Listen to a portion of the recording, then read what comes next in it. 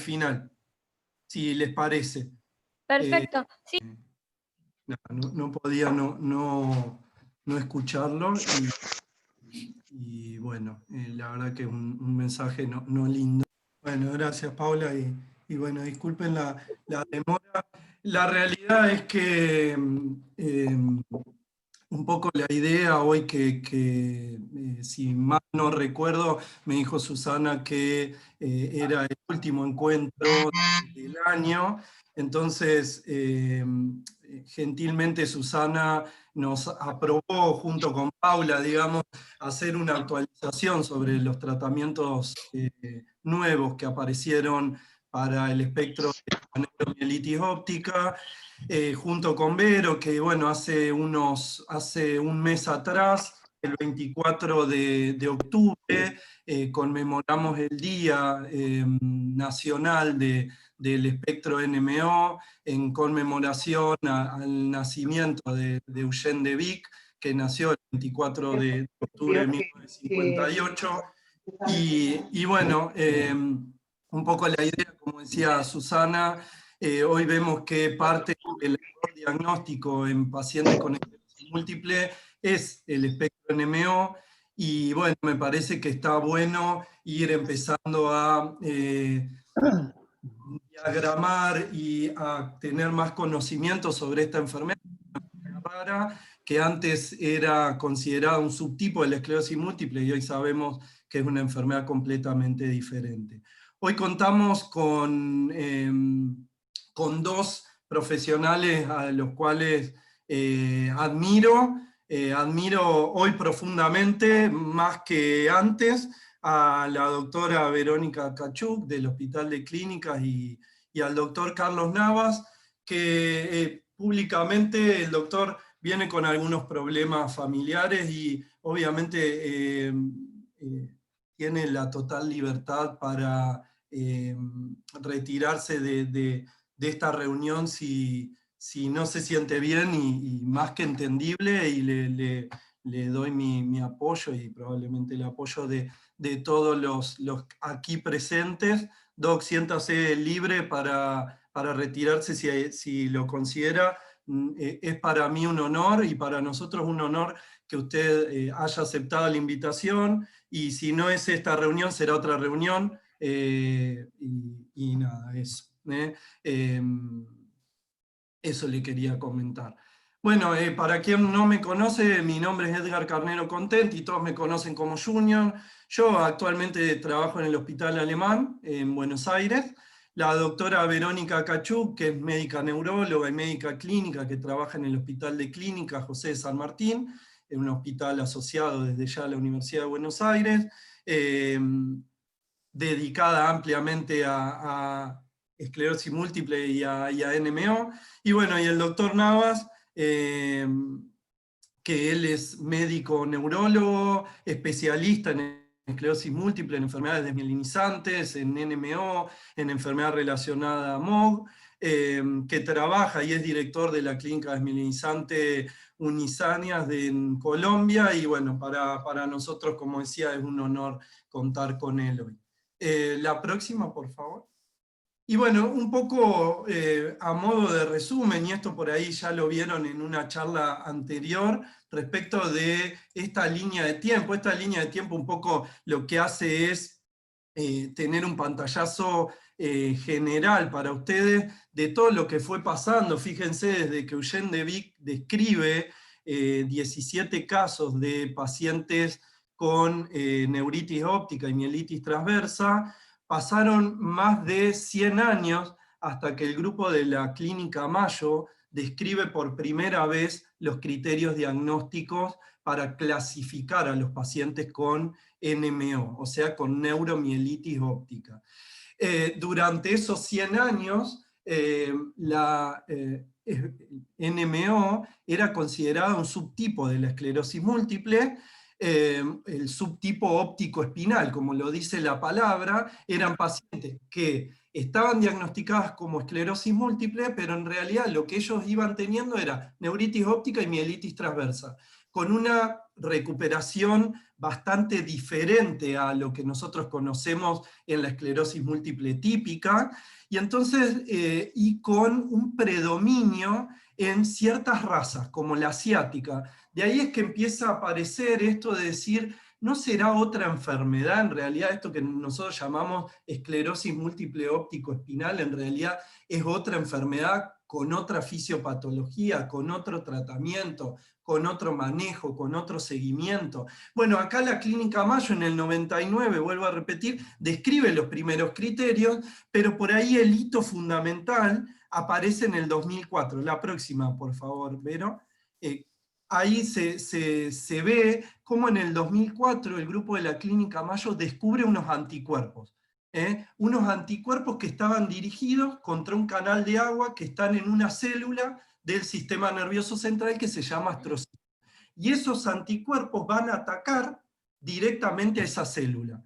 Y una vez que la atacan, empieza a perder la funcionalidad esa célula, y acto seguido se genera un proceso inflamatorio que hace que se pierdan neuronas, que se pierda el astrocito y que se pierda la mielina de forma secundaria. O sea, el espectro NMO es una enfermedad desmielinizante secundaria, no primaria como es en la esclerosis múltiple. Cuando se descubren estos anticuerpos, el grupo de la Clínica Mayo lo que hace es revisar los criterios de 1999 y en el 2006 revisa estos criterios. Y salen los nuevos criterios que básicamente lo que incluyen, aparte de la resonancia magnética, son estos anticuerpos como un método diagnóstico. En el 2008, un grupo de expertos saca un consenso sobre los diagnósticos diferenciales que debemos tener en cuenta a la hora de ver pacientes con esclerosis múltiple. Y ponen como uno de los diagnósticos diferenciales más importantes a la NMO, o sea, la neuromielitis óptica. Y ellos describen nuevos criterios diagnósticos que a lo largo del tiempo realmente no fueron utilizados de forma globalizada, sí los criterios 2006, y en el 2014 se describen o se ven una serie de pacientes que eran negativos para este anticuerpo, para el anticuerpo aquaporina 4, que tienen otro tipo de anticuerpos que se llaman anticuerpos anti-MOG, que aparecen aproximadamente entre un 25 y un 40% de los pacientes negativos. En general, el 80% de los pacientes con NMO son positivos para este anticuerpo, pero hay un 20% que son negativos y pueden tener la enfermedad igual. Pero de este 20%, como les decía, entre un 25 y un 40% pueden ser MOG positivos. A partir de todos estos nuevos descubrimientos en los tratamientos, en la fisiopatología, es que en el 2015 se vuelven a reunir un grupo de expertos a nivel mundial y se describen nuevos criterios diagnósticos, que son los que nosotros utilizamos en la actualidad.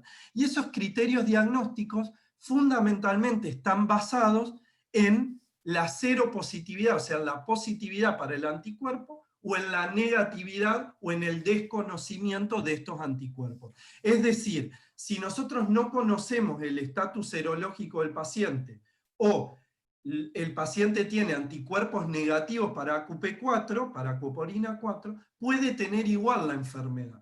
Pero obviamente estos pacientes que son negativos, el diagnóstico diferencial con la esclerosis múltiple se vuelve obviamente mucho más complejo. Y de acá es donde aparece tal vez en mayor proporción el error diagnóstico. Incluso en hospitales de referencia a nivel mundial. Esto no es en hospitales de no referencia en Argentina o en algún país de Latinoamérica. El error diagnóstico aparece hasta un 20 o 30% de los pacientes con esclerosis múltiple, incluso en los centros que más experiencia tienen en Estados Unidos y en Europa. ¿Sí? Pero algo fundamental que nos parece importante, y de acá viene esta mínima introducción que yo les quiero hacer, es que desde 1894 hasta el 2019 nosotros no contábamos con estudios que nosotros le llamamos de evidencia plena, de evidencia clase 1, que demuestren que una droga era efectiva para los pacientes con espectro NMO. Y entonces uno dice, bueno, ¿y cómo trataban entonces ustedes a los pacientes con NMO? Lo tratábamos con drogas, obviamente que sabíamos que potencialmente podían tener un efecto positivo, y de hecho con serie de casos lo demostraron, pero no teníamos evidencia clase 1 de drogas que sirvan para la NMO. Estas evidencias que nosotros le llamamos serie de casos son evidencias clase 4, eso significa evidencia de recomendación de expertos, que son en realidad extrapolados de otras patologías que son autoinmunes, como el espectro NMO, pero que no son espectro NMO, o sea que no fueron realmente probadas para NMO, pero que después han demostrado que obviamente sirven. Y la pregunta que viene, y yo ya los dejo con Vero, es ¿por qué tratar o para qué tratar a un paciente con NMO? ¿Por qué tratamos a un paciente con NMO? Luego de esta introducción yo los voy a dejar con Vero, que les va a contar por qué tratamos, cuáles son las drogas que nosotros le llamamos fuera de etiqueta, o en inglés off-label, ¿no? Que fueron traspoladas de otras patologías y que hoy la utilizamos para NMO, y obviamente después vamos a pasar al core central de la charla, que son las nuevas terapias, para después darle paso al doctor Navas, si considera oportuno, dar unos lineamientos básicos de lo que es NMO y COVID-19, y dar algunas cuestiones básicas sobre vacunas. Vero, te dejo y muchas gracias y perdón por el delay inicial. Muchas gracias, Junior, por la presentación. Buenos días a todos. Gracias al CEM por la posibilidad que nos estás dando para poder dar difusión a esta patología que, si bien es poco frecuente, es muy importante, como nos explicaba recién Junior, poder diferenciarla de la esclerosis múltiple, en la cual, como nos contaba recién Junior, a veces hay alguna confusión o alguna superposición. Todos ustedes saben que esta patología, la neuromielitis óptica, evoluciona con brotes o recaídas. Así llamamos a aquellos síntomas neurológicos que ocurren o se instalan a lo largo de algunas horas o días, ¿sí? Y que tienen que ver con afección, como ustedes saben, de el nervio óptico, dando una neuritis óptica, afección de la médula espinal, generando debilidad en los miembros inferiores, en los miembros superiores, o quizás también afectando a otros sectores del sistema nervioso central. No es exclusiva la afectación del nervio óptico y de la médula, sino que también se pueden afectar otras áreas, como por ejemplo en tronco encefálico, y de esta manera los pacientes pueden llegar a tener vértigo, ¿sí? Hipo, náuseas, vómitos incontrolables, que también son parte de esta entidad. Obviamente, esa pregunta la voy a hacer al valor. Por favor, silencien los micrófonos. Gracias. A consecuencia de cada uno de estos brotes, el paciente puede ir acumulando secuela y con eso generando una discapacidad. Entonces, todos nuestros esfuerzos tienen que ir orientados a evitar que el paciente tenga un brote, ¿sí? Y de esa manera acumule discapacidad. Estos ataques, brotes o recaídas, son todos sinónimos, son frecuentes y severos en esta patología. Nosotros no tenemos manera de predecir en qué momento van a sucederse estos brotes, pero sí podemos disminuir el riesgo de que sucedan iniciando un tratamiento adecuado, ¿sí? Ahora vamos a hablar justamente de esto. En la charla de hoy vamos a dejar un poco de lado el tratamiento de las recaídas, el tratamiento sintomático de rehabilitación, y nos vamos a focalizar en este tratamiento a largo plazo que vamos a elegir para nuestros pacientes. Todos sabemos hoy en día que no podemos dejar de tratar a los pacientes con diagnóstico de NMO. Una vez que damos el diagnóstico y categorizamos la enfermedad, todos los pacientes deberían tener un tratamiento crónico a largo plazo para evitar que sucedan estos brotes. Como nos contaba recién Junior, hoy en día tenemos disponible varios tratamientos que, si bien no son específicos para la NMO, han demostrado ser eficaces. Yo les voy a contar un poco de qué tenemos hoy en día disponible. Ahora, ¿cómo hacemos la elección? ¿Cuál elegimos para cada paciente? Esto depende de muchas cosas. Depende de la eficacia de cada tratamiento, depende de qué otras enfermedades o comorbilidades tenga ese paciente, ¿sí? No es lo mismo un paciente que sea hipertenso, que sea diabético, que tenga un listado de medicaciones que toma todos los días, porque esas medicaciones y esas patologías pueden generar interacciones medicamentosas con la droga que nosotros vamos a elegir para la NMO. Entonces, Siempre hay que preguntar bien todo lo que tiene el paciente consigo para poder elegir correctamente la medicación. Obviamente que el tema del acceso también es una problemática que nosotros tenemos hoy en día, referido a si el paciente tiene o no tiene cobertura. Y tenemos que tener en cuenta los efectos adversos de cada una de estas moléculas y conocerlas bien. La actividad laboral del paciente, a qué se dedica, también es un factor a tener en cuenta, sobre todo ahora en la pandemia COVID-19. El acceso, si vive cerca o lejos de un centro de infusión, porque muchas de estas drogas se administran en forma endovenosa, entonces tenemos que tener en cuenta si el paciente puede acercarse o no a un centro para poder recibirlas. Y en el caso de las mujeres, tener en cuenta también si tienen un deseo de maternidad. ¿Sí? Entonces, todas estas variables las tenemos en cuenta a la hora de elegir el tratamiento más correcto para nuestro paciente. Y en Latinoamérica hoy tenemos disponibles estas medicaciones que muchos de ustedes las conocen y deben estar en tratamiento con alguna de ellas. La satioprina, que se da por vía oral en forma diaria, el micofenolato de igual manera por vía oral en forma diaria, y el rituximab, que se da en forma endovenosa cada 6 meses. Estas 3 son las más utilizadas y en caso de que haya alguna falla a estas o el paciente no pueda recibirlas por algún motivo, nos vamos a aquellos tratamientos que llamamos de segunda línea, que tienen que ver con otros inmunosupresores, como el metrotexate, la ciclosporina, el tacrolimus y el tocilizumab. ¿Sí? Vamos a hablar un poco de ellas, ¿sí? El rituximab, como nos decía Junior, tenemos muchos trabajos retrospectivos. Nosotros decimos retrospectivos cuando se evalúa la eficacia mirando para atrás, ¿sí? No para adelante a partir de un cierto momento. Entonces, estas drogas, como les decía también, fueron utilizadas desde hace mucho tiempo en otras patologías, por ejemplo, las reumatológicas o las enfermedades inflamatorias intestinales, que también son autoinmunes y requieren un tratamiento inmunosupresor. El rituximab, en todos estos trabajos que nosotros tenemos en cuenta hasta el día de hoy, parece ser superior respecto al resto de las otras drogas a la hora de disminuir la tasa de brotes, ¿sí? De disminuir la cantidad de brotes que va a tener un paciente. Y con ello, mayor porcentaje de pacientes que van a estar sin recaídas, libres de recaídas. Muchas veces también disminuyendo la escala de discapacidad que todos ustedes deben haber escuchado, que se llama IDCS, y es la medida que tenemos nosotros de justamente catalogar el grado de discapacidad que tiene un paciente. Referido a los costos, ¿cuánto cuestan estas medicaciones? Sabemos que rituximab es más cara que el micofenolato y el micofenolato es más caro que la satioprina. Y si nos ponemos a pensar en efectos adversos, generalmente está reportado mayores efectos adversos o intolerancia con azatioprina que con el resto de las medicaciones. En el caso de rituximab, acorta el tiempo de uso de corticoides. Ustedes saben que, y seguramente ya pasaron por esto, que cuando uno elige alguna de estas terapias, sí o sí el paciente tiene que utilizar en forma concomitante corticoides por vía oral, porque estas terapias no empiezan a actuar de un momento para el otro cuando uno las comienza a tomar, en el caso de micofenolato, de azatioprina o de rituximab. Entonces, en el caso de azatioprina, el paciente tiene que estar recibiendo el corticoide por un mínimo de 6 meses, ¿sí? Se va disminuyendo la dosis, pero el tiempo de uso es de 6 meses, y el micofenolato quizás un poquitito menos. El rituximab en eso es superior, porque lo utilizamos aproximadamente de 2 meses desde que el paciente se infunde, entonces de esa manera nos ahorramos todos los efectos adversos que pueden venir en forma concomitante con el uso de corticoides. Algunas consideraciones más, ¿sí? ¿Cuáles son esos efectos adversos que pueden causar estas drogas? Todas tienen impacto en la inmunidad, por eso las utilizamos, justamente para tratar de poner un freno al sistema inmunológico y que no siga dañando a estas estructuras del sistema nervioso central que generan los síntomas.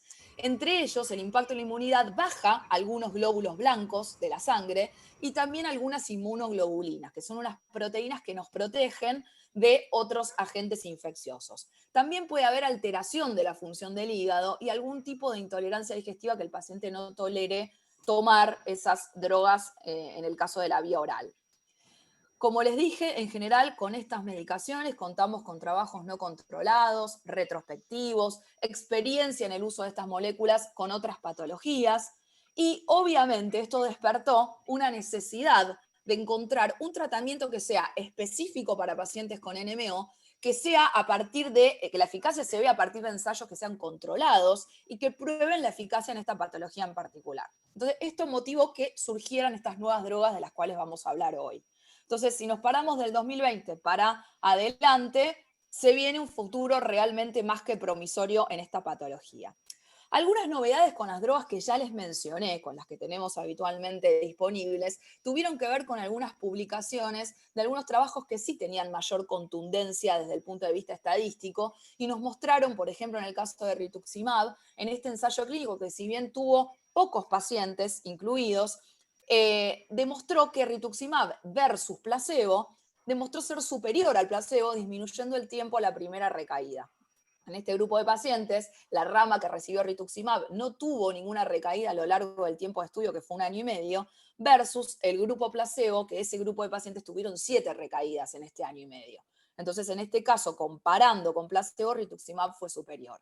Después hubo otro ensayo clínico de China en el cual se comparó tocilizumab, esa molécula que yo les decía que la dejamos quizás para una segunda línea, comparado con azatioprina, que ya la conocemos todos. Y en este caso, tocilizumab demostró ser superior a la molécula azatioprina, teniendo un mayor tiempo libre de recaídas a aquellos pacientes que habían recibido tocilizumab. Entonces, estas son un poco las novedades con las moléculas que ya conocemos y que les nombré recién. Pero la vedette de este año, ¿sí? La presentación que seguramente ustedes habrán visto en las redes sociales, que estuvimos dando charlas en algunos congresos internacionales y nacionales, contándoles a los pacientes de qué se trata las nuevas drogas en NMO. Tienen que saber que estas drogas aún no están disponibles en Latinoamérica, ¿sí? Algunas se pueden llegar a conseguir a través del uso compasivo, ¿sí? A través de los laboratorios que pueden importar la molécula en forma excepcional, pero comercialmente no están disponibles aún todavía en nuestro país y en Latinoamérica. No tengo nada. En el caso de las nuevas terapias podemos listar al eculizumab, ¿sí? En primer lugar, y ahora les voy a comentar un poco sobre esta molécula, es endovenosa y el paciente la recibe cada 15 días. Inebilizumab, que también es endovenosa y el paciente la recibe cada 6 meses. Satralizumab, que es subcutánea y el paciente la recibe en forma mensual. Vamos a hablar un poquito de estas moléculas. Yo voy a empezar contándoles acerca de dónde actúan estas moléculas, ¿sí? ¿Por qué utilizamos, por qué las elegimos? Estos 3 son anticuerpos monoclonales y van a actuar algunos directamente sobre aquellas células productoras de estos anticuerpos que nos comentaba Junior al inicio, de los AQP4, los acuoporina 4, que son esos anticuerpos que nosotros dosamos en sangre a la hora de poder darles el diagnóstico. La mayoría de los pacientes con NMO son AQP4 positivos, pero hay un grupo, como nos comentaba Junior, que son negativos para este anticuerpo. De todas maneras, se cree que un poco la fisiopatología de esta enfermedad está dada por estos anticuerpos que generan un daño en las estructuras que les mencioné, y ahí es donde satralizumab e inebilizumab van a ir a tratar de frenar esa producción de anticuerpos. En el caso de eculizumab hay un sistema que se llama el complemento, que también viene a propagar esta cascada inflamatoria y a generar el daño que se produce en esta enfermedad. Entonces yo les voy a hablar de esta última de eculizumab, que teniendo en cuenta que el paciente tiene anticuerpos acuoporina 4, el cuerpo genera más anticuerpos contra un sector o varios sectores del sistema nervioso central, y estos anticuerpos pueden activar a este sistema que yo les comentaba recién, que se llama complemento. Entonces, esta activación del complemento es la que genera el daño en esta entidad. Eculizumab lo que va a hacer es actuar a nivel del complemento, inhibiéndolo y poniendo un freno a la cascada inflamatoria. Se utiliza o está probada en pacientes adultos, ¿sí? No en pacientes pediátricos, que son seropositivos exclusivamente. Aquellos pacientes con diagnóstico de NMO que tienen positividad del anticuerpo acuoporina 4. Entonces, esta droga fue estudiada en un estudio que se llamó PREVENT, con muchos pacientes a lo largo del mundo, ¿sí? En la cual se siguió a estos pacientes que habían recibido el eculizumab durante más de 3 años. Fue aprobada en Estados Unidos, como les comentaba Junior, a mediados del 2019, el año pasado. La droga se da por vía endovenosa, las infusiones duran aproximadamente 35 minutos y tardamos un poquitito más, nos quedamos 1 hora más controlando al paciente para evitar que aparezcan reacciones adversas o alergias después de la infusión. ¿Cómo se administra esta droga? Como les digo, por vía endovenosa, pero el esquema inicial, ¿sí? De las 5 primeras semanas, se administra en forma semanal. En forma semanal, el paciente tiene que concurrir al centro de infusión y recibir la medicación. Si bien es una infusión corta, cada semana tiene que concurrir a poder recibirla. Y ya después de las primeras 5 semanas, el paciente concurre cada 15 días, ¿sí? Algunas consideraciones a tener en cuenta con eculizumab es que puede generar un aumento del riesgo de infecciones que, por ejemplo, es el meningococo, por ejemplo, una de esas infecciones que puede llegar a tener mayor riesgo. Por eso, a todos los pacientes, antes de recibir esta medicación, se los vacuna con esta vacuna que es la antimeningocóxica. Si el paciente está en una urgencia y necesita recibirlo sí o sí rápido y no tiene tiempo de vacunarse, se le puede administrar igual, pero el paciente recibe durante 2 semanas tratamiento antibiótico para prevenir justamente el riesgo de contagiarse esta infección. No tenemos estudios sobre embarazo, sobre lactancia y eculizumab, por lo tanto no está recomendado en este grupo de pacientes, ¿sí? En este estudio PREVENT, que motivó la aprobación de esta molécula, participaron 143 pacientes con NMO AQP4 positivos y, como les dije, fueron seguidos durante más de 3 años. Algunos pacientes también recibieron otros tratamientos inmunosupresores en forma concomitante y el objetivo del estudio, como en muchos de estos trabajos que se hacen con estas medicaciones, fue el tiempo a la primera recaída, cuánto tarda el paciente en tener esa recaída. Los resultados de este estudio concluyeron que se cumplió efectivamente este objetivo que se habían puesto a cumplir y el 94%, se produjo un 94% de reducción del riesgo de recaídas en el grupo de eculizumab versus el grupo placebo. Los pacientes con eculizumab tardaron más en tener una recaída que el grupo placebo. Esto significa que se redujo el riesgo de recaídas, ¿sí?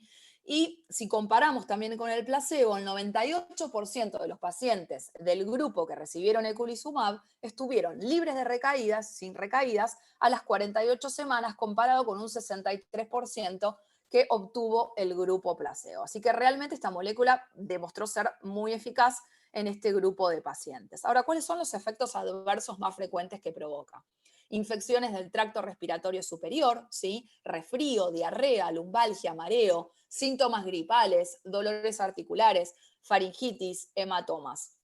No es que sean frecuentes, ¿sí? Sino todo lo contrario, son muy poco frecuentes, están descriptas, pero fíjense que son en sí efectos adversos bastante nobles, ¿sí? No son efectos adversos graves que pueden generar un problema severo al paciente.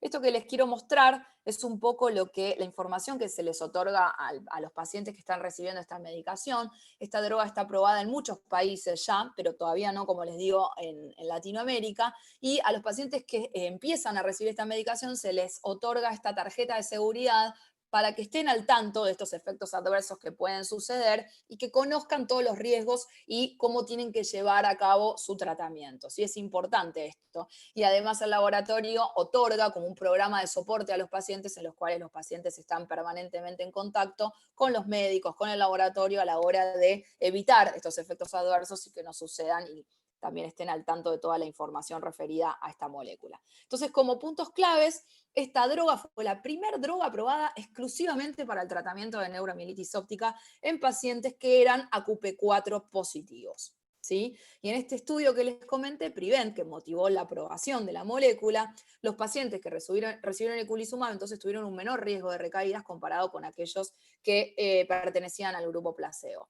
El 94% de los casos hubo una reducción del riesgo de recaídas y el 98% de los pacientes no tuvieron recaídas después de 48 semanas de tratamiento. Como les comenté, los efectos adversos más comunes son leves, ¿sí? Y es una droga que en general es muy eficaz y bien tolerada. Ahora le voy a ceder la palabra a Junior, que nos va a comentar un poquitito más sobre las otras 2 moléculas que aún no mencionamos, que son inebilizumab y satralizumab. Junior, ¿estás por ahí? Sí, gracias, Vero. Muy interesante, muy linda tus comentarios y tus aportes. Y como comentó Vero anteriormente, básicamente 3 moléculas fueron aprobadas. Comentó eculizumab, inebilizumab y satralizumab.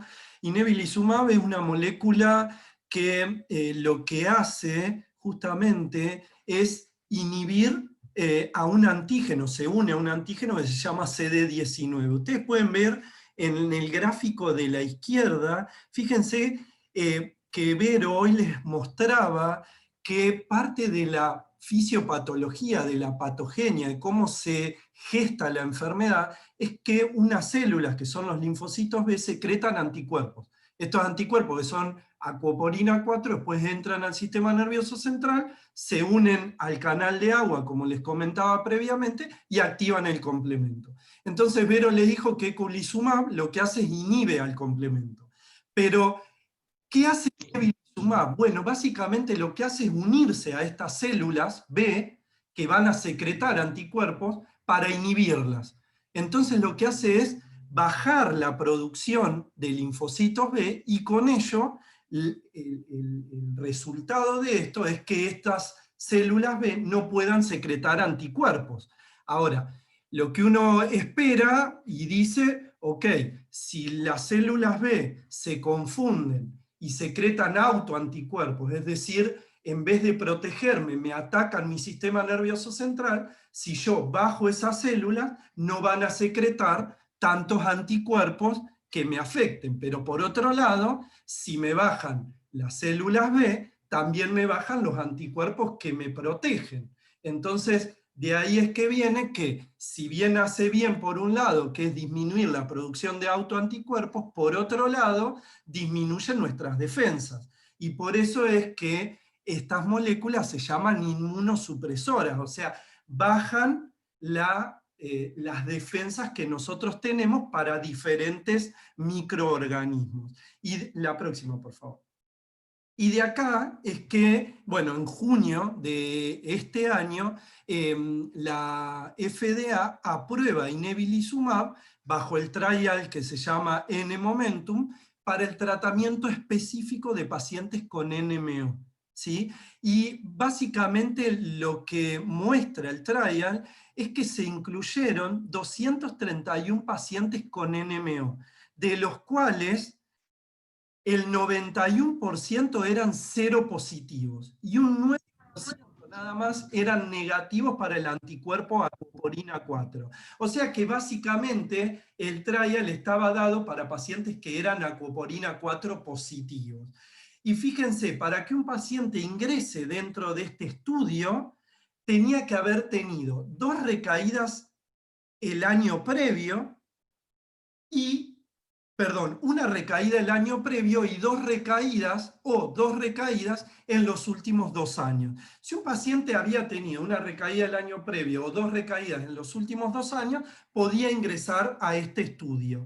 Y fíjense que no se permitía en este estudio que los pacientes tuvieran otro tratamiento inmunosupresor. O sea, lo único que se permitía, como comentó Vero anteriormente, es que los primeros 21 días del inicio de inebilizumab tengan corticoides, pero a los 21 días se les sacaba esos corticoides. ¿Y cómo fue el trial, digamos, el estudio? El estudio se daba 300 miligramos endovenosos de inebilizumab, se repetía a los 15 días y después cada 6 meses se le aplicaba 300 miligramos endovenosos de inebilizumab. ¿Y qué demostró? Bueno, Vero les contó que el objetivo primario de todos los estudios que dieron aprobación a estas moléculas para la NMO, el objetivo primario era tiempo a la recaída, es decir, cuánto tiempo se tarda en que un paciente tenga una recaída en el grupo activo, es decir, en el que recibe la medicación, comparado a aquel que recibe placebo, es decir, que no recibe una droga, que está recibiendo nada, básicamente. Y se vio que 72% de disminución de riesgo de una recaída en el grupo inebilizumab se observó comparado con el grupo placebo. En el estudio completo, es decir, en pacientes seropositivos y seronegativos. Pero cuando se evaluó solo los pacientes seropositivos, que era el 91% del estudio, se vio que la reducción aún fue mayor, llegando casi a un 80% de disminución del riesgo de tener una recaída comparado con el placebo. La próxima, por favor. Y volvé a la anterior. Pero en este estudio también se evaluaron objetivos secundarios. Vero también les decía que no solo es importante que los pacientes no recaigan, sino muchas veces la importancia es que los pacientes no vayan progresando en su discapacidad o que los pacientes no vayan teniendo nuevas lesiones en la resonancia magnética, o tratar de evitar que las recaídas sean severas y que requieran hospitalización para diferentes tipos de tratamientos que justamente requieren una hospitalización, como pueden ser los corticoides endovenosos, como pueden ser la plasmaféresis. Entonces, en este estudio, como objetivo secundario, también se evaluaron si los pacientes que estaban bajo tratamiento, bajo el brazo activo, es decir, de inebilizumab, tenían menor empeoramiento de la discapacidad, menor cantidad de lesiones en la resonancia magnética y menor hospitalización debido a una recaída. Y se vio que estos tres objetivos secundarios se cumplían para el brazo de inebilizumab comparado al brazo placebo, es decir, aquellos que no tenían un tratamiento específico. Acá yo quiero hacer un paréntesis, pero que es sumamente importante. Cuando se empiezan a programar estos estudios, la realidad es que toda la comunidad médica comentó que no era ético poner a un paciente que tiene un diagnóstico de espectro NMO en un brazo placebo. Ahora, ¿por qué? Porque si bien no existían estudios específicamente que demuestren que X medicamento era efectivo para espectro NMO, sabíamos, como dijo Vero, de estudios retrospectivos que habían una cantidad de drogas que sí eran efectivos desde el punto de vista práctico, como la azathioprina, el micofenolato o el rituximab. Entonces, ahí es donde la comunidad médica planteaba inicialmente que era difícil poner a pacientes bajo placebo existiendo drogas inmunosupresoras. Pero FDA emite un comunicado que dice que, si bien es verdad que potencialmente puede ser no ético, si nosotros tratábamos a los pacientes con una droga activa, pero también con otros tratamientos inmunosupresores, a la hora de sacar conclusiones, esas conclusiones iban a estar sucias porque no se iba a saber de forma significativa si el efecto era de la droga que se estaba estudiando o de los inmunosupresores que acompañaban esta droga. De acá es que FDA saca el comunicado y dice, si hay que hacer el estudio, háganlo con la droga activa versus placebo para realmente tener resultados robustos que el día de mañana nos permitan tener un patrón específico de tratamientos para estos pacientes. La próxima, por favor. Y los efectos adversos. Bueno, la realidad es que los efectos adversos que se vieron en este estudio fueron muy bajitos. Aproximadamente un 70% de los pacientes tuvo algún efecto adverso, pero un efecto adverso leve. Un cuadro de vía aérea superior, una lumbalgia, dolor de cabeza o reacciones relacionadas a la infusión de la medicación. Pero ¿qué pasa? En el estudio, como Vero les comentaba, para el estudio PREVENT de eculizumab necesitaban los pacientes ser vacunados. Para este estudio, antes de ingresar al estudio, los pacientes tenían que hacerse un tamizaje para que no tengan tuberculosis, es decir, se hacen pruebas para ver que el paciente no tenga tuberculosis latente, y por otro lado se piden una serie de serologías para ver que el paciente no tenga una infección activa para hepatitis B. ¿Por qué? Porque se sabe de otros anti-CD19 y anti-CD20 que los pacientes pueden reactivar la tuberculosis o pueden reactivar el virus de la hepatitis B. Entonces, es de destacar que no se vieron estos efectos adversos porque hubo un plan de mitigación de riesgo, y eso es algo sumamente importante. No se vieron neoplasias, y las muertes que se vieron durante el estudio no fueron relacionadas al tratamiento, fueron 2 muertes durante el estudio. ¿Qué pasa con satralizumab? Y este es el último... la última droga que fue aprobada recientemente, en agosto de este año, basado en estos 2 estudios, que fueron publicados en New England y en Lancet. Un estudio que fue una terapia add-on, que significa justamente adherir a un inmunosupresor satralizumab, y la otra terapia que fue como monoterapia, es decir, que los pacientes no recibían ningún inmunosupresor adherido a satralizumab. La próxima, por favor.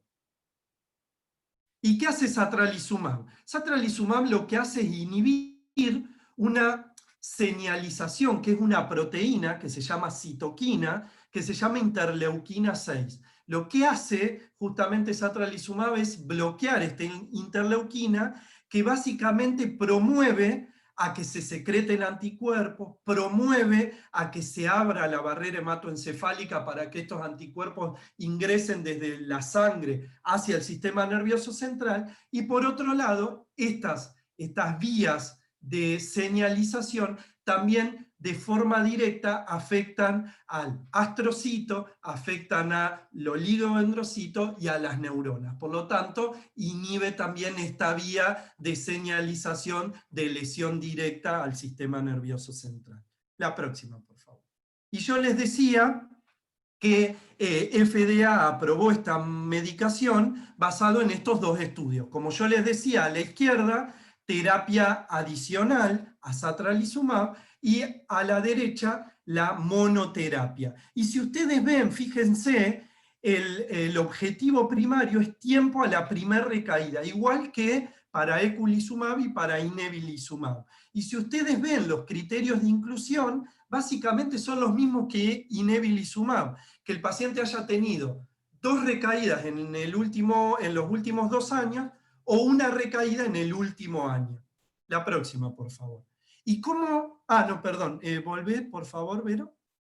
Gracias. ¿Y cómo se da esta medicación? Esta medicación se da subcutánea, como muchos de ustedes que tienen esclerosis múltiple usan los interferones o el acetato de glatiramar. Esta medicación se da igual, se da subcutánea, pero se da al día 0, a las 2 semanas, a las 4 semanas y después cada 4 semanas. Es decir, algo importante comparado con eculizumab e inebilizumab es que el paciente se lo puede dar en su casa. No requiere una hospitalización, al menos de hospital de día, para la infusión de la medicación. El paciente es absolutamente independiente en enseñarle primero cómo se pone, pero después se lo puede poner en su casa tranquilamente sin ningún problema. La próxima. Ahí estoy escuchando.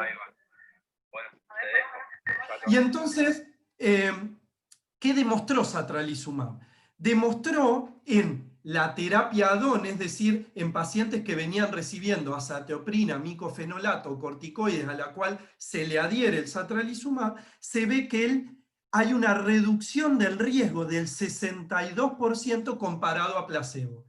Pero si uno es en el grupo general de pacientes 0 positivos y 0 negativos, porque en este estudio se incluyeron a ambos pacientes que eran positivos para el anticuerpo y negativos para el anticuerpo. Ahora, cuando se evaluaban, la anterior, por favor, cuando se evaluaban pacientes positivos, solo el subgrupo de pacientes positivos, fíjense que la disminución del riesgo aumentaba casi a un 80% en los pacientes seropositivos, que es muy similar a lo que se ve en inebilizumab y un poquito menor a lo que se ve en eculizumab, que supera el 90%. Y fíjense algo interesante, cuando se evalúan los pacientes seronegativos, fíjense que en esta terapia add-on también da el trial positivo en un 34%. De acá es que FDA saca este comunicado en decir: ¿es positivo satralizumab por la droga satralizumab o en realidad es positivo en pacientes negativos porque están recibiendo otro inmunosupresor? Y de acá sale el nuevo trial, la próxima por favor, que acá no hay ningún otro tratamiento inmunosupresor. Acá son solo pacientes positivos y negativos que solo reciben satralizumab. Y fíjense que se ve en el grupo activo, es decir, en el que recibe satralizumab, una disminución del riesgo de tener una recaída del 55%. Pero cuando se evalúan los pacientes seropositivos, arriba a la derecha, ustedes pueden ver que eso llega a un 75% de la disminución del riesgo, que es un poco lo que se ve para los estudios que le venimos comentando. Pero cuando se evalúan los pacientes seronegativos, en pacientes con monoterapia, se ve que no es efectivo. Es decir, que dar placebo o satralizumab es exactamente lo mismo. Y de acá es que viene que la aprobación de FDA para satralizumab es solo para pacientes seropositivos. La próxima, por favor. Y ya para ir concluyendo, en los estudios que se hicieron a largo plazo, ya a 4 años, vemos que los pacientes que estaban bajo satralizumab, add-on, o sea, en terapia adherida o en monoterapia, cuando se ve el grupo general, fíjense que un 90% de los pacientes a los 4 años está libre de recaída. La próxima, por favor. ¿Y qué pasa con los efectos adversos? Bueno, los efectos adversos son los mismos que se ven para el resto de los medicamentos. Reacciones de vía aérea superior, nasofaringitis, infecciones urinarias, pero todas infecciones que son leves. Ningún paciente falleció durante el estudio, no hubo ninguna infección oportunista, y algo que es importante es que solo el 10% declaró que tuvo reacciones relacionadas al pinchazo, que a diferencia de lo que se ve, por ejemplo, en pacientes con esclerosis múltiple, entre un 40 y un 50% de los pacientes puede tener reacciones relacionadas a la infusión, digamos, al pinchazo subcutáneo. Esto, un 10% solo se ve para esta droga para pacientes con NMO. Entonces, para concluir, y disculpen la extensión, podemos decir que, como les comentó Vero, en los pacientes con espectro NMO, el punto fundamental a tener en cuenta es que nosotros no queremos que los pacientes tengan recaídas. ¿Por qué? No queremos que tengan recaídas porque las recaídas dejan secuela en estos pacientes. Mientras antes nosotros hagamos el diagnóstico, ese diagnóstico sea certero y podamos incluir a pacientes con una medicación específica para estos pacientes, vamos a tener desde ya resultados positivos. Pero ojo, no porque hoy existan medicamentos específicos para pacientes con NMO, podemos o tenemos que decirle a los pacientes que vengan con azathioprina, micofenolato o rituximab y que vienen bien, que esos medicamentos no son efectivos de ninguna manera. Pero obviamente que hoy, cuando nosotros ya empezamos a avanzar desde el punto de vista científico y empezamos a tener en cuenta de que ya tenemos blancos mucho más específicos, desde ya se nos abren abanicos mucho más dirigidos para tratar a estos pacientes, y como les mostró Vero y les mostré yo recientemente, que la efectividad de estos medicamentos están entre un 80 y un 90%, lo cual es algo muy, muy positivo. Y algo que no es menor, cuando nosotros vemos un medicamento nuevo que va a salir, una cara de la moneda es la efectividad, pero la otra cara de la moneda, sin duda, es la seguridad. Y vimos que en estos estudios, tanto eculizumab, inebilizumab y satralizumab, que estos medicamentos son realmente seguros para nuestros pacientes. Sin duda necesitamos más tiempo a largo plazo para confirmar esto que nos dicen los estudios clínicos iniciales. Pero algo a tener en cuenta es cómo y cuándo utilizar estas nuevas terapias. Desde ya estas nuevas terapias deben ser utilizadas teniendo en cuenta un montón de aristas que hoy justamente Vero les comentó, teniendo en cuenta si el paciente quiere o no quedar embarazado, si viaja, si no viaja, los costos, evaluar con el paciente cómo se va a sentir cómodo con la medicación, tener en cuenta otras comorbilidades, otras enfermedades, etc.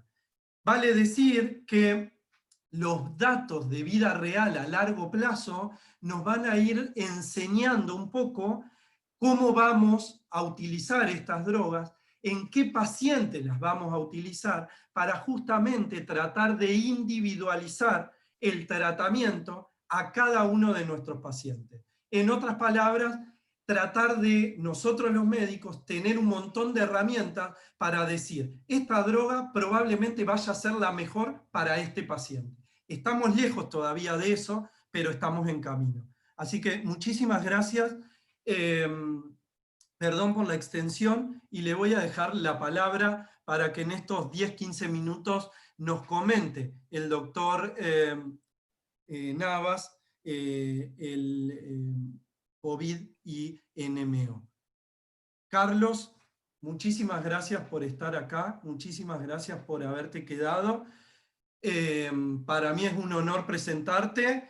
El doctor Carlos Navas es un experto a nivel mundial en esclerosis múltiple y otras enfermedades desmielinizantes. Es el próximo presidente del Congreso Latinoamericano de Esclerosis Múltiple, que se va a llevar a cabo el año que viene en Bogotá, en Colombia. Así que para mí es un honor y muchas gracias, Carlos, por estar hoy con nosotros. No, al contrario, Edgar, muchas gracias a ustedes por la invitación. Voy a compartir la pantalla. Bueno, Edgar, muchísimas gracias por la invitación. A Verónica, al SEM. En los siguientes minutos, como dijo Edgar, voy a hablarles sobre la relación que tienen neuromielitis y COVID. No tengo ningún conflicto de interés en esta conferencia. Esta es la agenda que la vamos a desarrollar en los siguientes 15 minutos. Tenemos una experiencia publicada en cohortes internacionales, los primeros estudios, inclusive este que impresiona que en el lapso de casi una semana se logra concretar una gran cantidad de pacientes en China con una cohorte de casi 2.129 pacientes y solamente 2 pacientes tuvieron un COVID grave, de los cuales no tuvieron mayor morbilidad. En esta serie un poquito más decantada de Francia, de varios centros especializados en enfermedades minimizantes, vemos 15 pacientes en esta cohorte, de los cuales 33% tuvieron hospitalización, todos ellos con rituximab, pero asociados con comorbilidades como linfopenia, sarcoidosis y pues una obesidad importante que sabemos de antemano que en estudios de cohortes ya publicadas americanas en en pacientes inmunosuprimidos, tenemos que principalmente la mayor comorbilidad la estamos dando por la edad, por los factores de riesgo y no necesariamente por la misma inmunosupresión que estamos dando. En una cohorte más reciente, el seguimiento de la cohorte americana del COVID-MS, tenemos cerca de 50 pacientes al día de hoy, de los cuales cuando vemos que en el MOC no hay descrito todavía mortalidad y tenemos 5 pacientes desafortunadamente que han fallecido con NMO y cuando uno mira esos datos son pacientes que tenían mayores de 60 años con comorbilidades principalmente de discapacidad motora.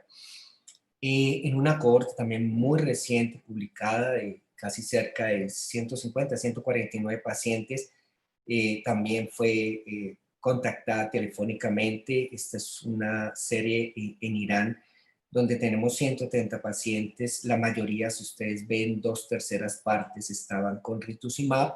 Vemos 5 pacientes que fueron hospitalizados, de los cuales ninguno tuvo mortalidad, simplemente morbilidad, y el 60% de estos pacientes, o sea, 3 de cada 5 tenía asociado corticoides, o sea, tenía una inmunosupresión también muy importante a nivel celular.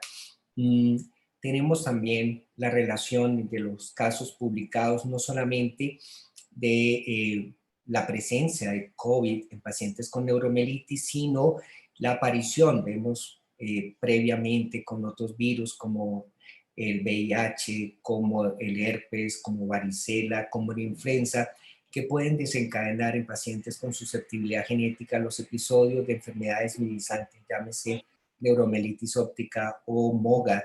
Y vemos en estos casos descritos casos de neuromielitis, causas de encefalitis, encefalomieloradiculitis, inclusive un caso recientemente publicado de debut con compromiso en área postema en un paciente que tiene COVID y posteriormente desarrolla esta enfermedad con anticuerpos positivos. Y no solamente lo tenemos en acuaporina 4 positivo, sino también con anti-MOC, que eso pues lo vemos que el anti-MOC muchas veces está precedido por infecciones virales y hoy vemos que inclusive la DEM un 40%, principalmente en niños, está relacionado con estos tipos de anticuerpos. Y a su vez también tenemos un caso reportado de un paciente con MOGAD, el cual estaba bastante estable, que inclusive había llegado a revertir la seropositividad de los anticuerpos y posteriormente a la infección por COVID presenta nuevamente reactivación de sus anticuerpos para glicoproteína, el anti-MOG. ¿Qué sabemos de las terapias y la relevancia con el COVID? Ya el doctor Edgar, con el doctor Jorge Correa, nos empiezan a informar a mitad de año los retos que vamos a tener en estos pacientes con inmunosupresión y necesariamente con los nuevos medicamentos y el COVID. Entonces, ¿qué sabemos al momento? Azacitidina y rituximab, dos medicamentos inmunosupresores, posiblemente nos pueden aumentar el impacto de infección por el SARS-CoV-2. Los nuevos medicamentos que la doctora Verónica y el doctor Edgar nos estaban comentando, muy seguramente el inebilizumab y el satralizumab nos pueden aumentar, y el eculizumab, por ser inhibidor del complemento 5, posiblemente no se ha visto en una serie de incrementar el SARS-CoV-2, pero sabemos que puede incrementar algunas infecciones virales y, como dijo la doctora Verónica, pues la principal preocupación es la Neisseria meningitis, que realmente tenemos que estar muy pendientes de ello. ¿Qué tenemos de conocimiento sobre el impacto, sobre las posibles vacunas contra el SARS-CoV-2? Obviamente, inmunosuprimir y afectar el sistema inmune va a tener algún impacto que sabemos de antemano con otros tipos de vacunas y experiencias previas, y sabemos que la azacitidina y rituximab puede disminuir la respuesta humoral, y que obviamente una constante para todos los pacientes es que si están inmunosuprimidos, las vacunas vivas están contraindicadas. Obviamente con la azacitidina tenemos que vigilar la leucopenia porque es un factor de riesgo para infecciones. Con los nuevos medicamentos, posiblemente eculizumab, no vayamos a tener mayores inconvenientes, y con ebilizumab y satralizumab, posiblemente más que todo con el anti-CD19, como dijo el doctor Edgar, afecta la parte de la respuesta humoral y la producción de anticuerpos y puede generar una disminución de la respuesta humoral. ¿Qué vemos de pro y contras de estos tratamientos con el COVID? Entonces, una pequeña introducción. Tenemos varias estrategias de vacuna. Uno es a través de un virus inactivado, inocularlo al individuo, y que el mismo individuo con su sistema defensivo genere obviamente las defensas contra ese virus inactivado. Obviamente, si uno se encuentra inmunosuprimido, no es una buena idea, no es sabio colocarle un virus inactivado porque posiblemente no lo vaya a procesar adecuadamente y corre el riesgo que este virus se active y genere la infección. También hay técnicas con virus fraccionado, con material RNA y DNA. Esto es lo nuevo, se había probado muy poco y esto posiblemente es el futuro de muchas de las plataformas de las vacunas. También a través de subunidades de proteínas o con otras vacunas que vienen a través de vectores virales. ¿Qué sabemos hoy del desarrollo de las vacunas para el SARS-CoV-2? Tenemos dos aprobadas, una recientemente, hace menos de un par de horas, la Moderna, y un par de días con la de Pfizer-BioNTech, donde ambas son vacunas del tipo RNA. Este tipo es muy inestable. Al ser inestable requiere bajas temperaturas, para que no se degrade. Pero posiblemente Moderna, que no tenía experiencia en desarrollo de vacunas, pero estaba desarrollando más o menos 7 tipos de esta plataforma en cáncer. Entonces esto le confiere posiblemente a Moderna un aspecto netamente logístico de posiblemente mayor estabilidad de la vesícula lipídica para envolver ese RNA, con el fin de que sea más estable y posiblemente requiera una temperatura menor, cerca de menos 20 grados, comparada a la de Pfizer, que está en los menos 70. Esto, en líneas generales, es más por la posibilidad de poder distribuirla a zonas rurales, porque posiblemente las grandes ciudades no habrá inconveniente con las neveras, pero pues nuestros territorios en Latinoamérica tenemos hartas zonas rurales y tenemos que estar pendientes de eso. Otra de las que viene en camino, la AstraZeneca, que está en revisión, que tiene una respuesta inmune del 70%, pero que por un error en la aplicación de la dosis, se dieron cuenta que los pacientes que se aplicaban la mitad de la dosis inicial y después la dosis completa lograban hasta un 90% de respuesta inmune. El número completo de la eficacia es cerca del 62% y esta es una vacuna que se utiliza a través de vectores. De todas estas vacunas que vienen, nuestros pacientes inmunosuprimidos, todos posiblemente puedan ser, digamos, pacientes en que se les pueda aplicar. Obviamente no hay experiencia, los pacientes inmunosuprimidos no fueron reclutados para este tipo de vacunas, pero por experiencia con otras vacunas posiblemente no haya mayor inconveniente. Lo que sí necesariamente no podrán hacer nuestros pacientes es utilizar vacunas de virus vivos. Entonces, para finalizar, tenemos que, para finalizar esta parte de vacunas, que la mayoría de medicamentos vamos a tener contraindicación para vacunas vivas, que posiblemente el precio que se paga por inmunosuprimirlo es que disminuyamos un poquito la eficacia de la vacuna, pero no necesariamente eso significa que los pacientes no se vayan a vacunar. Obviamente siempre es preferible vacunarse porque por la experiencia que tenemos con los trials de las 2 vacunas aprobadas, es que ninguno de los pacientes desarrolló COVID grave y ninguno murió de los que desarrollaron, y cerca de la mayoría de los pacientes desarrollaron fue un COVID asintomático. Eso realmente es un impacto notablemente epidemiológico en esta enfermedad. Ya para finalizar, hay varias estrategias, ya lo que estaba comentando la doctora Verónica, de cómo son los esquemas para tratar los pacientes con neuromielitis, lo que comentó el doctor Edgar. También tenemos la primera propuesta de nuestro grupo de compañeros en Brasil, donde obviamente la pandemia nos ha cambiado en generar una teleorientación a los pacientes, una teleconsulta y obviamente tratar de ubicar nuestros medicamentos que en América Latina, como bien han dicho, todavía no tenemos disposición de los nuevos medicamentos, pero que tenemos experiencia muy larga de utilizar rituximab y azacitidina con buenos resultados, más posiblemente rituximab que azacitidina. Y necesariamente los nuevos esquemas a futuro que vamos a tener tanto de manejo de recaídas como manejo de esquemas de opciones de tratamiento, vamos a tener que tener en cuenta, además de todas las comorbilidades o factores que antes teníamos en cuenta, la posibilidad del COVID, los anticuerpos y posiblemente la vacuna. Este era el mensaje que tenía que darles y nuevamente muchísimas gracias por la invitación. Muchas gracias, Carlos. Excelente tu presentación y probablemente haya preguntas del público. Vamos a dejar unos 10 minutitos de preguntas. Voy a ir al chat a ver si... No sé si quieren hacerlo por medio del chat o levantan la mano, no sé si tienen alguna pregunta.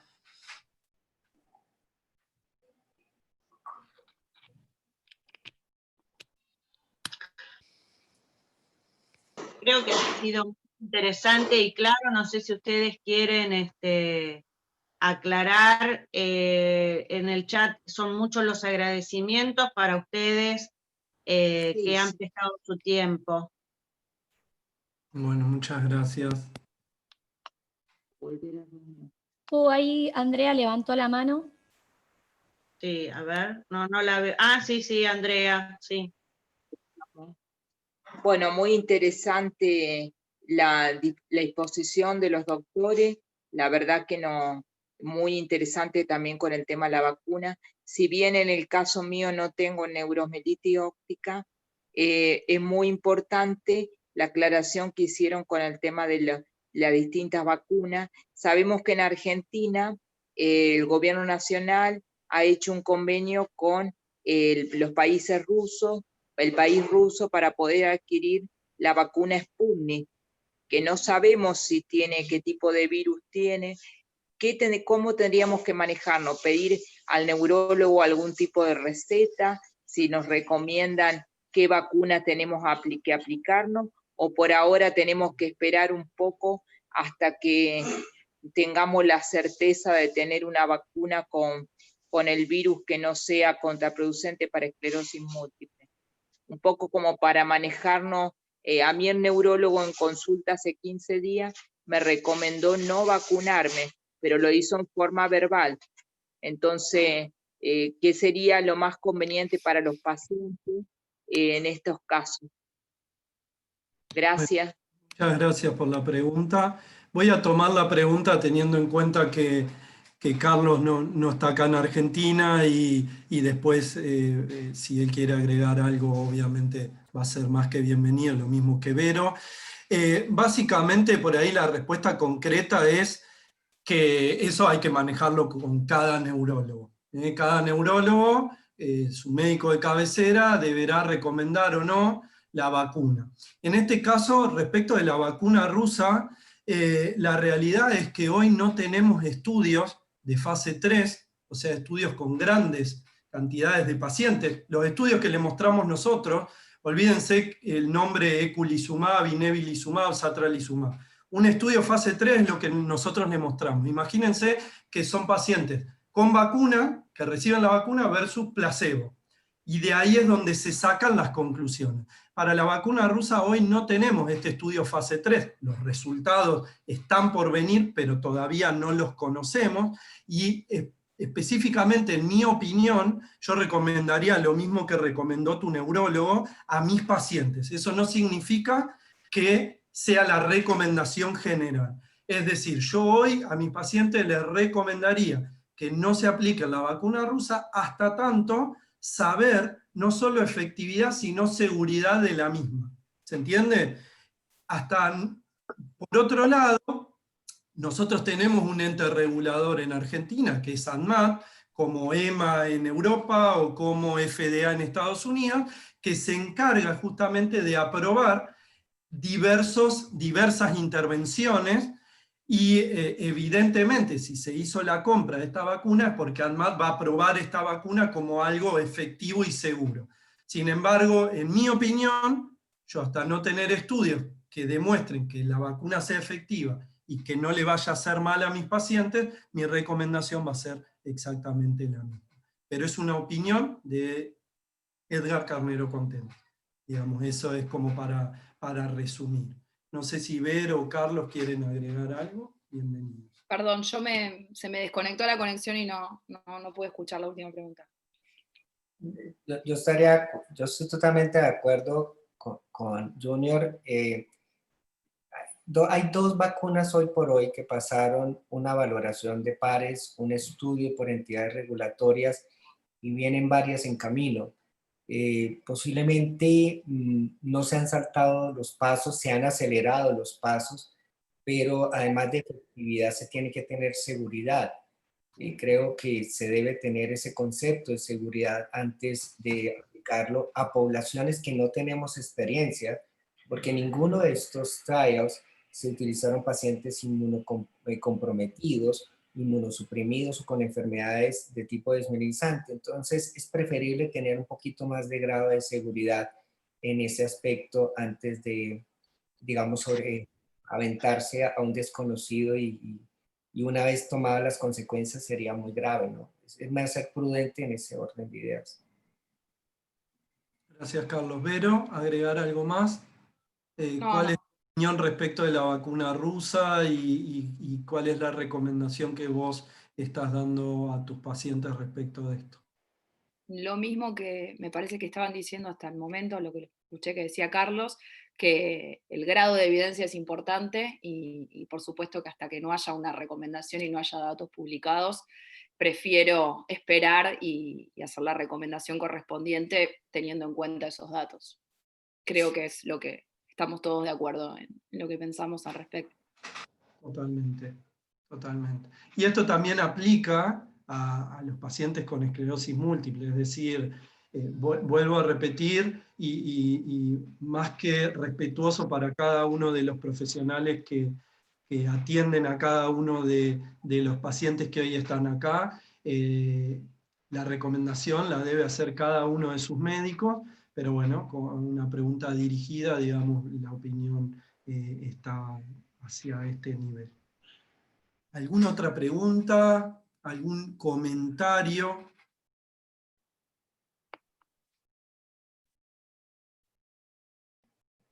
Quedaron todos mudos. Perplejos. Quedaron todos perplejos. Son muchos los agradecimientos. Quiero hacer una Carlos. reflexión. Desafortunadamente, no sé qué está pasando en Argentina, pero Colombia está terrible. El 80% de mis pacientes con COVID positivo, con enfermedad minimizante, los tengo el último mes. O sea, de todos, el 80% está disparado. Y al final, las personas se están relajando. No hay que relajarse, el virus está ahí. Ahora bien, nos llega la vacuna.